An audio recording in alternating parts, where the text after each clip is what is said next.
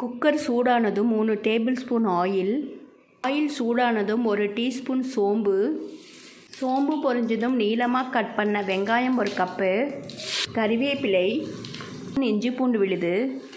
வெங்காயம் இஞ்சி பூண்டு விழுது நல்லா வதக்கிடலாம். கழுவி வச்சிருக்கிற சிக்கனை சேர்த்துருவோம். தக்காளி 3, மஞ்சள் தூள், உப்பு நல்லா வதக்கியாச்சு.